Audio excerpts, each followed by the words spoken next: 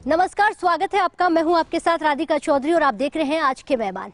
आज के मेहमान में हमारे साथ खास मेहमान मौजूद रहेंगे और लगातार बात किसानों को लेकर हो रही है, क्योंकि पूरे देश में एक ही आवाज उठ रही है कि किसानों की क्यों नहीं सुन रही है सरकार। सरकार कह रही है हम तो बुलावा भेज रहे हैं, बात करने की कोशिश कर रहे हैं, लेकिन किसान आने की और बात करने को तैयार नहीं है। उधर किसानों का कहना है कि शर्त मंजूर नहीं। भाई बात चाहे जो भी हो, अन्नदाताओं की अनदेखी क्यों, ये बड़ा सवाल होगा। और सवाल इस पर होगा कि अन्नदाताओं के मन में कई शंकाएं हैं, उन पर लेकर सरकार क्या कुछ कर रही है। क्या किसानों के मन में उठ रहे सवालों को लेकर कुछ सरकार सोच रही है, आगे का रास्ता क्या निकलेगा। क्योंकि लगातार दिल्ली के बॉर्डर पर किसान धरना प्रदर्शन कर रहे हैं, हल्ला बोल रहे हैं, 6 महीने के राशन पानी के साथ यहाँ पर बैठ गए हैं। अब देखना होगा कि कितनी रातें और खुले आसमान के नीचे हमारे अन्नदाताओं की होगी। तो चलिए सीधा आज आपको उन खास मेहमान से मिलवाते हैं। हमारे साथ रहेंगे पूर्व केंद्रीय मंत्री और मौजूदा सांसद पीपी चौधरी पाली से। बहुत बहुत स्वागत है, कद्दावर नेता हैं आप। नमस्कार। और किसानों के फेवरेट नेता हो जाते हैं, बचपन से ही यूं कहें फार्मिंग से की है पढ़ाई और दूसरा साथ ही साथ किसान बनकर कई सालों खेती बाड़ी की है, और जब मौका मिला देश की सेवा करने का तो उससे भी पीछे नहीं हटे। तो इसलिए अच्छा है और बेहतर है कि आप किसानों का दर्द समझ पाएंगे। दर्द से पहले मुझे याद आ रहा है कि जब सबसे पहले ये कानून पार्लियामेंट में पास किया गया, मुंह किया गया, तो सबसे पहले बिल पर आप ही बोलने वाले थे, उसको मुंह करने वाले ही आप थे। तो आपने तो बड़ा सोच समझ कर ही कुछ कहा होगा, फिर किसान क्यों नहीं मान रहे? देखिए, ऐसा है कि इसमें जो अभी एजिटेशन की बात आ रही है, हाँ।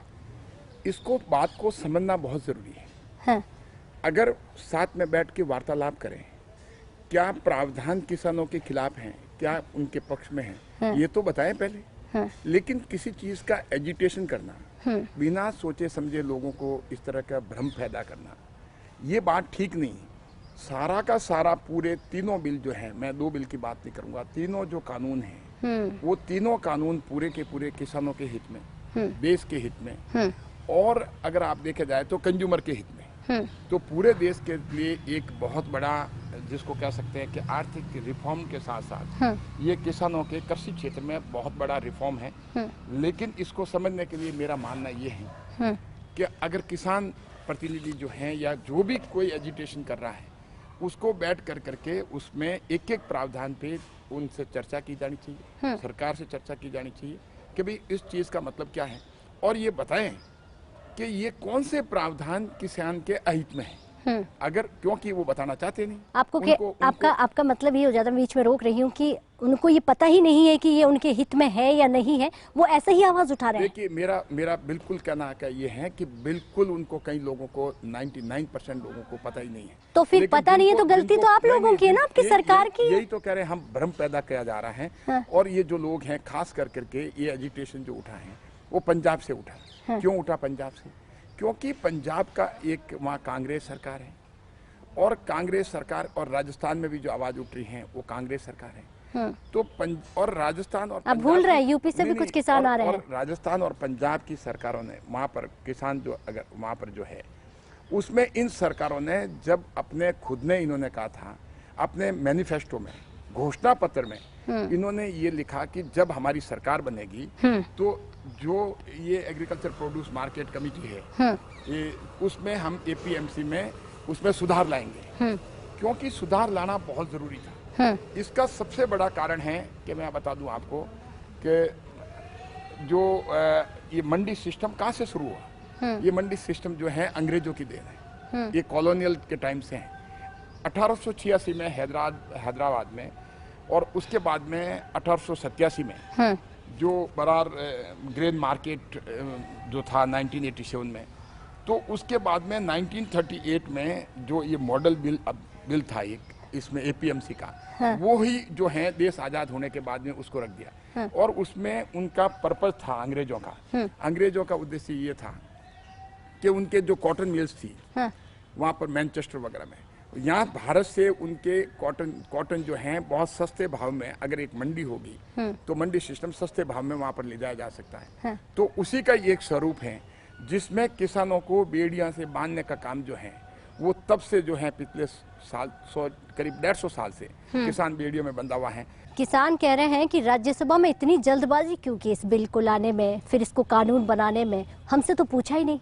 देखिए, ऐसा है कि प्रधानमंत्री मोदी जी ने 2016 में ही उन्होंने कहा कि कृषि क्षेत्र एक ऐसा क्षेत्र है जिसमें रिफॉर्म होना जरूरी है। हाँ। और इस रिफॉर्म की जब हम बात कर रहे हैं 1990 में, जब बहुत बड़ा रिफॉर्म इंडस्ट्री के क्षेत्र में हुआ, इसमें अपने औद्योगिक क्षेत्र में हुआ, हाँ।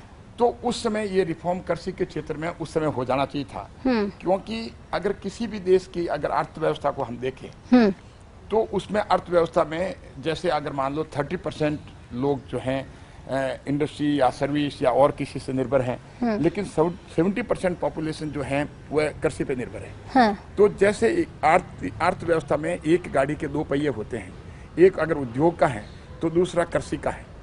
तो कृषि के क्षेत्र में जबकि इतना बड़ा रोजगार मिल रहा है, उस रोजगार में अगर कोई रिफॉर्म नहीं हो, अब आप सारी बात देखें, ग्लोबली देखें, जहाँ प्रोडक्टिविटी की बात हम करें, उत्पादन की बात करें, तो सारे देशों की अगर आप आंकड़े देखें तो प्रति हेक्टर जो हमारा प्रोडक्शन है, बिल्कुल, हमारा उत्पादन है, वो बहुत देशों से बहुत कम है। और जबकि हमारा किसान मजबूत है, लेकिन अगर हम दूसरी जगह प्रोडक्शन देखें तो बहुत ज्यादा है। तो ये मिसमैच जो है किस वजह से है? तो इसके कई कारण हैं, क्योंकि हमारे जो तकनीकी हमारे कृषि में नहीं है और इन्वेस्टमेंट है वो नहीं आता है, तो किसान को किसान के भरोसे छोड़। ठीक है, मुझे आपकी सारी बातें समझ में आई कि बहुत सोच समझ के ये कानून बनाया गया, किसानों के हित में बनाया गया। और आज जो हमारा भारत देश है उसकी आधी आबादी जो यूं कहें कृषि प्रधान किसान देश की है, और किसानों के लिए सोचा, तो फिर सोचा इतना है तो आपको ये तो मालूम होगा ही हमारे किसानों के मन में डर एक नहीं है, उनके मन में कई डर है। उनके मन में एक पहला डर है कि मंडियों पर असर पड़ेगा, एमएसपी खत्म हो जाएगी, कॉन्ट्रैक्ट फार्मिंग से जमीन चली जाएगी और पूंजीपतियों के हाथ चले जाएंगे। मतलब इतने सारे सवालों के जवाब आप कब देंगे? देखिए, ऐसा है कि जहाँ तक के मिनिमम सपोर्ट प्राइस की एमएसपी की है, हमारे कृषि मंत्री जी ने, हमारे गृह मंत्री जी ने, प्रधानमंत्री जी ने, पूरी सरकार ने, चाहे सांसद हो चाहे मंत्री हो, सब ने ये कहा है कि उस पे मिनिमम सपोर्ट प्राइस पे एमएसपी पे किसी तरह का कोई फर्क नहीं पड़ेगा। हाँ। कोई फर्क नहीं पड़ेगा। और मैं बता दूं, जो 2,86,000 करोड़ की खरीद थी 2009 से 2014 के बीच में, वो 4 लाख और करीब 75,000 करोड़ की खरीद हुई है। तो मतलब बड़ी है। हाँ, बड़ी है। हाँ। तो कहना का मतलब जब अब इतना एमएसपी में अगर बढ़ा है, तो ये कहना कि एमएसपी में फर्क पड़ेगा, एमएसपी है, एमएसपी रहेगी और एमएसपी पे सरकार खरीद करेगी, ये भ्रम पैदा किया जा रहा है। जब इसका वो जवाब ही नहीं दे रहे हैं, हाँ। तो किस बात का उनका ये मानना है कि एमएसपी का जो है कि एमएसपी में उनका ये मानना खत्म हो जाएगी। जब सरकार कह रही खत्म नहीं हो जाएगी, होगी, तो फिर किस बात का ये क्यों भ्रम फैलाया जा रहा है? हाँ। तो अगर मैं तीनों कानूनों के बारे में अगर आपको मैं उसमें बहुत ही संक्षिप्त में बताऊं, तो तीनों कानूनों का एक दूसरे से बहुत बड़ा जुड़ाव है। देखिए, आप मैं पूरी मेरी बात इसमें तीनों कानूनों के बारे में बता दूं। जब 1955 में एक्ट लाया गया, तो उसमें देश का जो है बहुत, अगर आप देख लीजिए कि उत्पादन जो है हमारा 1/10 था। ठीक है, 1/10 उत्पादन था। बिल्कुल। आज 10 गुना बढ़ गया। हाँ। तो और पॉपुलेशन 10 गुना नहीं बढ़ी। हाँ। तो कहने का मतलब ये है कि आज हमारे पास में सरप्लस फूड ग्रेन्स हैं, सरप्लस दालें हैं, सारा जो हमारा जो एग्रीकल्चर प्रोड्यूस है वो सरप्लस है। तो उस समय कालाबाजारी थी, हाँ। जमाखोरी थी, तो उस समय वो कानून लेकर आए गए। उसमें रेस्ट्रिक्शन थे, पूरा का पूरा रेगुलेशन था मार्केट का कि आप स्टोर नहीं कर सकते। उसमें प्रोसेसिंग वालों को भी प्रॉब्लम थी, पैकिंग वालों को प्रॉब्लम थी, स्टोरेज वालों को प्रॉब्लम थी, सप्लाई वालों को प्रॉब्लम थी, डिस्ट्रीब्यूशन की प्रॉब्लम थी और एक्सपोर्ट वालों को प्रॉब्लम थी। क्योंकि जब एक्सपोर्ट, तो सारा का सारा इसका रिवर्स जो नुकसान हुआ वो किसानों को हुआ। क्योंकि जब तक आपका चैनल जो है हाईवे क्लियर नहीं होगा, तब तक किसान का प्रोड्यूस जो है उसको किसान को सही भाव नहीं मिलेगा। जब अगर मान लो आपको बोटल नेक है कहीं भी, बोटल नेक है, तो बोटल नेक हटाने के लिए पूरा का पूरा जो है रास्ता साफ करने के लिए, तो उसमें सबसे बड़ी बात जो की है कि एक तो रेगुलेशन जो था वो हटा दिया। सवाल ये पूछना बहुत जरूरी हो जाता है पीपी चौधरी जी आपसे, क्योंकि धरना प्रदर्शन चाहे किसी भी प्रांत से आने वाले हमारे किसान भाई कर रहे हैं, समझाना बहुत जरूरी है कि ये तीनों कानून आखिर में है क्या और उनका भला कैसे कर सकते हैं। क्योंकि कल जब प्रधानमंत्री जी बोल रहे थे वाराणसी से, तो वो कह रहे हैं गंगा जल की तरह साफ है, भ्रम फैलाया जा रहा है। जरा हमें समझाइए कि इतना गंगा जल की तरह साफ है तो क्यों हमारे किसान भाइयों को समझ में नहीं आ रहा? आप तीनों के बारे में थोड़ा सा बताएं ताकि किसानों को आसानी से समझ में आ जाए। देखिए, ऐसा है कि ये तीन जो कानून जो पार्लियामेंट से पास हुए हैं, ये किसानों के लिए और देश के लिए मैं कह सकता हूं कि बहुत बड़ा बदलाव आएगा। उनकी आर्थिक स्थिति जो है बहुत अच्छी बनेगी। इन तीनों कानून को संक्षिप्त में अगर मैं बताऊं आपको, तो तीनों कानून एक दूसरे से जुड़े हुए हैं। सबसे पहला कानून तो जो असेंशियल कमोडिटीज आवश्यक वस्तु अधिनियम का जो था, बिल्कुल, वो 1955 में लागू किया। क्यों किया गया? क्योंकि उस समय हमारा प्रोडक्शन जो है आज की तारीख से, आज के समय से 1/10 था। प्रोडक्शन 10 गुना बढ़ा, और प्रोडक्शन 10 गुना बढ़ा, कंजम्पशन 10 गुना बढ़ा नहीं, पॉपुलेशन 10 गुना बढ़ी नहीं। तो उस समय की स्थिति ये थी, जमाखोरी और कालाबाजारी हो रही थी, क्योंकि फूड ग्रेन्स कम था, बाहर से मंगाना पड़ता था। लेकिन अब आज की तारीख में हमारे पास फूड ग्रेन है वो सरप्लस है, और इतना है कि हम बाहर भी भेज सकते हैं। लेकिन उसमें सबसे बड़ी दिक्कत जो है वो है बोटलनेक। बोटलनेक कैसे है? क्योंकि उस कानून में रेगुलेशन है, वो डीरेगुलेशन नहीं है। उसका लाइसेंस, उसका परमिट, उसका स्टॉक और सारा का सारा कोई भी। अब आप बताइए, जब लाइसेंस, परमिट और स्टॉक आप नहीं रख सकते हैं, तो इंफ्रास्ट्रक्चर, गोडाउन वगैरह जो है, वेयर हाउस वगैरह है, कोल्ड स्टोरेज कौन खड़ा करेगा? कोई खड़ा नहीं करेगा। आप स्टोरेज तो रख नहीं सकते, तो आपको परमिशन नहीं मिल सकती। तो सबसे पहले ये सबसे बड़ा बोटलनेक था, क्योंकि आप एक्सपोर्ट भी अगर करेंगे तो स्टोर करेंगे, स्टोर कैसे कर सकते हैं? आपको रेगुलेशन है, तो आप एक्सपोर्ट भी नहीं कर सकते। तो इसीलिए इस कानून को ला करके सबसे बड़ा ये काम किया। अब उसके बाद में जो दूसरा है कि अब अगर आपने कानून तो लिया, बोटलनेक तो हटा दिया, ठीक है, लेकिन आपके पास प्रोडक्शन का है। बिल्कुल। तो उसके प्रोडक्शन के लिए कॉन्ट्रैक्ट फार्मिंग लेके आए। कॉन्ट्रैक्ट फार्मिंग का मतलब ये है कि अब 86% किसान ऐसे हैं जो 2 हेक्टेयर से नीचे की जमीन है। उसमें क्या आप वो तकनीकी, विश्व की स्तर की तकनीकी, जो दूसरी जगह उत्पादन ज्यादा होता है, हमारे यहाँ पर उत्पादन का बहुत कम है, तो वो तकनीकी काम में लेते हैं। उनके पास पैसा है, इन्वेस्टमेंट है, और उसके तकनीकी के साथ साथ उसमें कृषि यंत्र जो है बहुत ही मॉडर्न काम में लेते हैं। 2 हेक्टेयर के किसान से क्या हम एक्सपेक्ट कर सकते हैं कि वो सारा यूज कर सकता है? बिल्कुल। तो इसीलिए उसमें इन्वेस्टमेंट आएगा। ठीक है। पहले इन्वेस्टमेंट वाला क्यों पैसा लगाएगा? ठीक है। बिजनेस पैसा क्यों लगाएगा जब तक उसको कुछ मिलेगा नहीं? तो वो किसान को उसका प्रोडक्शन उसका डबल करवाएगा, क्योंकि उसके पास तकनीकी है, उसके पास कृषि यंत्र है। वो किसान को इनपुट देगा, पैसा देगा, बीज देगा, खाद देगा, उसकी लेबर की कॉस्ट देगा, उसका कल्टीवेशन का पैसा देगा, कि हम सारा देते हैं। तो उससे क्या होगा? हमारा किसान का प्रोडक्शन बढ़ेगा। प्रोडक्शन बढ़ने के साथ साथ उसके सबसे बड़ा फायदा जो होगा, प्रोडक्शन के साथ साथ कि जैसे आपने उस सेक्टर में प्रोडक्शन आपका बढ़ा, बिल्कुल, किसान के इस सारा का सारा उसका तकनीकी का उपयोग, कृषि यंत्र का उपयोग, और उसके बाद में मैनेजमेंट के साथ साथ कंसल्टेंसी।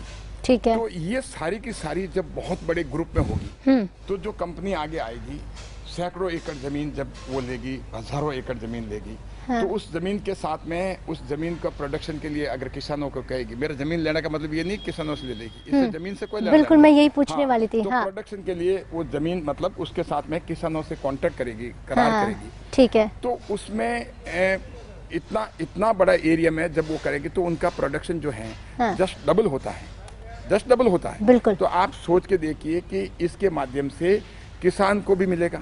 तो किसान को एक सुरक्षा, जिसको कह सकते हैं, वो जब आप इतना इनपुट देंगे तो वो कह देंगे, सपोज आप में एक एग्जांपल के दौर एमएसपी जो है, मूंग की एमएसपी वो करीब 7,000 रुपये क्विंटल है। तो वो अगर कंपनी आके ये कहती है भाई कितने, इतना फार्मर्स ऑर्गेनाइजेशन, प्रोड्यूस ऑर्गेनाइजेशन है, उनके साथ वो करार करेंगे, सारे किसान उसके साथ कॉन्ट्रैक्ट करेंगे, उनके साथ मेंबरशिप होगी। तो फार्मर्स प्रोड्यूस ऑर्गेनाइजेशन के साथ जब ये करेंगे तो उसमें उन किसानों को जो है उसका डबल प्रोडक्शन अगर होता है उनका, और मूंग के भाव जैसे मैं 7,000 रुपये क्विंटल एमएसपी का बता रहा हूँ, और वो कहते हैं कि हम 8,000 या 9,000 देंगे, तो किसान को एक सर्टेनिटी, एक सुरक्षा, किसान को सुरक्षा होनी बहुत ज़रूरी है। क्योंकि जब वो फसल बोता है तो उसको पता नहीं होता कि मुझे मार्केट में भाव क्या रहेगा। तो जैसे 8 या 9,000 रुपये में उसने करार कर लिया तो उसको खरीदना पड़ेगा। अगर मार्केट में रेट जो है अगर 3 या 4,000 आ गई तो किसान को चिंता की जरूरत नहीं है, जिन्होंने करार किया उसका तो उस हिसाब से ले लेगा। अच्छा। हाँ, और जिसने नहीं किया वो उनको नुकसान हो सकता है। तो इसमें किसानों का फायदा है, किसानों को कुछ सोचने की जरूरत नहीं। तो उसमें करार से सबसे बड़ी बात है कि उनको एक तो उनके प्रोड्यूस की सुरक्षा जो है वो निश्चित हो जाएगी। ये बहुत अच्छा मैनेजमेंट के रूप में होगा। ठीक है। तो इसमें किसान को कोई नुकसान नहीं है। अच्छा, फिर इसके बाद में आप देखें कि करार अगर किसान अगर करना चाहे तो कर सकता है, नहीं करना चाहे तो नहीं करें, लेकिन उसको जो अच्छा दोनों ऑप्शन रहेगा, दोनों ऑप्शन वो अपने मर्जी है, ये बाइंडिंग नहीं है। लेकिन उसके साथ में उसका आप सबसे बड़ा क्वेश्चन है भाई कि वो करार किसके साथ कर रहा है, बड़ी कंपनी के, किसान छोटा है। हाँ। लेकिन उसके फार्मर्स प्रोड्यूस ऑर्गेनाइजेशन है, जो ये संघ जो बनेंगे तो करीब 10,000 संघ बनेंगे पूरे देश में। उनके लिए प्रधानमंत्री मोदी जी ने 7,000 करोड़ उनको डेवलप करने के लिए रखा है। तो वो ऑर्गेनाइजेशन जो संघ है वो फार्मर्स का इंटरेस्ट प्रोटेक्ट करेंगे। तो इसीलिए उस चीज में घबराने की बिल्कुल हमें जरूरत नहीं है। ठीक है। तो प्रधानमंत्री जी की सोच, मोदी जी की जो सोच है वो देश के किसान के, हमारे कृषि को, हमारे उत्पाद को जो है उसमें मजबूत करना विश्व स्तर पे लाना चाहते हैं, है, जिससे हमारे किसानों को फायदा हो सके। और तीसरा कानून जो है वो एपीएमसी का है, बिल्कुल, एग्रीकल्चर प्रोड्यूस मार्केट कमेटी। अब आप देखिए कि जो मैंने जैसे शुरू में आपको बताया कि ये कानून जो है वो अंग्रेजों की देन है, कॉलोनियल टाइम में था, क्योंकि उनकी वहाँ पर कॉटन की मिल्स थी मैनचेस्टर वगैरह में। उनको चलाने के लिए अगर वो ऐसे मार्केट में लेते, बिना मार्केट से, उनको बहुत महंगा पड़ता है, रेट प्राइसेस ज़्यादा होती। लेकिन उस मार्केट को रेगुलेट कर करके, एग्रीकल्चर प्रोड्यूस मार्केट को, उसको रेगुलेट कर करके उनको सस्ते भाव में कॉटन मिल जाता है।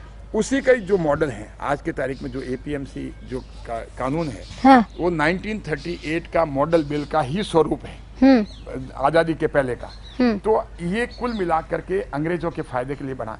अब आप पंजाब की बात करें, पंजाब में 3,500 करोड़ तक आप देखेंगे, 3,500 करोड़ तक जो है उसका किसान टैक्स देते हैं उस पे एग्रीकल्चर, और वो सरकार को फायदा है। इसीलिए पंजाब में जो एजिटेशन जो हो रहा है, मैं तो ये कहता हूँ कि ज़्यादातर उसमें किसान नहीं के बराबर हैं, और सब के सब जो बिचौलिए जिनका अहित हो रहा है वो देखते हैं कि भाई कि हमारा बिजनेस जो है, आज तक किसानों को हम बेड़ियों में पकड़ रखा था, जकड़ रखा था, और हमें फायदा हो रहा था, वो फायदा हमारा खत्म हो जाएगा। अच्छा। हमारी जरूरत ही नहीं रही किसानों को, और सीधा किसान जो है खुले मार्केट में बेच सकता है। तीनों कानून को समझ और सुनकर मुझे लगता है कि यकीनन, जैसे देश के प्रधानमंत्री कह रहे थे कि गंगा जल की तरह साफ है, और ये समझने की जरूरत है, और कहीं ना कहीं किसान इससे मजबूत होगा, किसानों का फायदा होगा, किसानों का नुकसान कहीं नहीं है। अब आप मुझे ये बताइए, जब तीनों कानून इतने सिंपल साधारण तरीके से आपने पूरा बताया और उन किसानों को समझाया, लेकिन सवाल तो ये है कि किसान मानने को तैयार नहीं है, जो पंजाब से आए हुए किसान हैं, और भी किसान वहां पर जुड़ रहे हैं धीरे धीरे, यूपी से भी हैं, राजस्थान से भी हैं। इसका सॉल्यूशन अगर मुझे पूछे कि भाई इस बात को कैसे हम अब हल कैसे करेंगे, कैसे कर सकते हैं, तो इसके लिए सबसे बढ़िया तरीका ये है कि अगर इस पे पहले समझना जरूर है। हाँ। वो अपना तर्क वितर्क दें, बताएं कि कैसे ये जो हैं उनके खिलाफ हैं, और सरकार जो है, और भी लोग सरकार के अलावा और भी लोग जो किसानों के बारे में जो सोचते हैं, हाँ। उनके ऑर्गेनाइजेशन है, वो भी किसानों को ये समझाएगा कि भाई कि कैसे उनके पक्ष में है।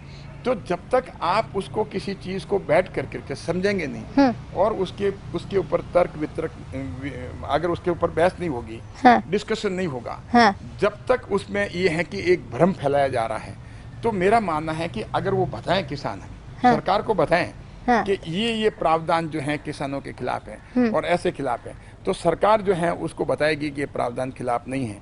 उसके बाद में अगर कुछ करते हैं तो अलग बात है, लेकिन सरकार जो है ऐसा क्यों सोचे कि वो किसानों के, किसान कैसे बताएं? एक चीज मैं बताऊं बात को, कि सरकार जो है वो किसानों की है, सरकार जो है देश की है। प्रधानमंत्री मोदी जी हमेशा किसानों के बारे में सोचते हैं।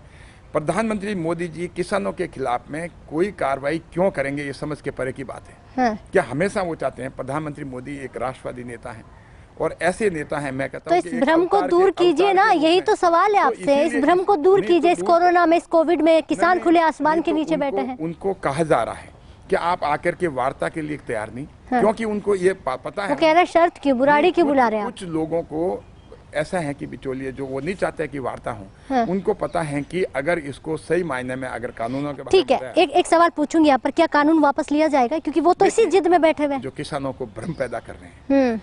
अब उनको समझाने का काम बहुत मुश्किल, क्योंकि उनके तो आर्थिक हित जुड़े हुए हैं। जिनके आर्थिक हित जुड़े हुए हैं वो किसानों को भ्रमित कर रहे हैं, क्योंकि उनको पता है कि जिसका बड़े लंबे समय से उनके बिचौलियों के धंधा चल रहे थे, और उनके वो लोग पावरफुल लॉबी है, तो इसलिए किसानों के, क्योंकि हमेशा वो किसानों को प्रोड्यूस खरीद रहे थे, किसान जो हैं वो देश का किसान को सिर्फ और सिर्फ भ्रम पैदा कर रहे हैं। जिसके लिए प्रधानमंत्री मोदी जी ये चाहते हैं कि हमारा देश का किसान कमजोर नहीं रहे, वो सशक्त बने, वो स्वतंत्र बने और उसकी आर्थिक स्थिति जो है बहुत बढ़िया। अगर हमने जल्दी इसका कोई रास्ता नहीं निकाला कि हम ये सोचकर बैठ जाएं वो बिचौलियां हैं, वो भ्रम पैदा करने वाले हैं, इनको समझाना नामुमकिन है क्योंकि उनमें उनका हित जुड़ा हुआ है। ऐसे में और कितने लोग और जुड़ जाएंगे इसका अंदाजा है आपको? क्योंकि अब हमने ये भी सुना कि कर्नाटका में ऐसा है कि मैंने मेरे लोकसभा क्षेत्र पाली में और चाहे मैं राजस्थान की बात करूं, वहाँ किसान बहुत अच्छी तरह से इस बात को समझ चुका है कि इस कानून से उसको नुकसान नहीं, इस कानून से फायदा है। और अभी जब एपीएमसी की बात करें, पंजाब में है जो ये काफी ऐसे जो किसान जो हैं कम्युनिस्ट आइडियोलॉजी के हैं, जैसे आपने केरल में देखें, केरल तो जो राज्य हैं वो कम्युनिस्ट वहाँ पर हैं बिल्कुल, और वहाँ पर एपीएमसी नहीं है। अगर एपीएमसी फायदा ही करती तो वो कम्युनिस्ट जो हैं यहाँ पर पंजाब के लिए वो इतना क्यों कर रहे हैं? वो वहाँ पर एपीएमसी वहाँ कर रहे हैं ना केरल में, तो वहाँ नहीं कर रहे हैं। तो इसीलिए इनका जो आचरण है ये डबल स्टैंडर्ड है, वो बात ठीक नहीं। और किसानों की कंप्लीटली किसानों के हित में बात हो रही है। किसान बार बार ये भी कह रहे हैं कि देश के प्रधानमंत्री खुद आकर बात करें।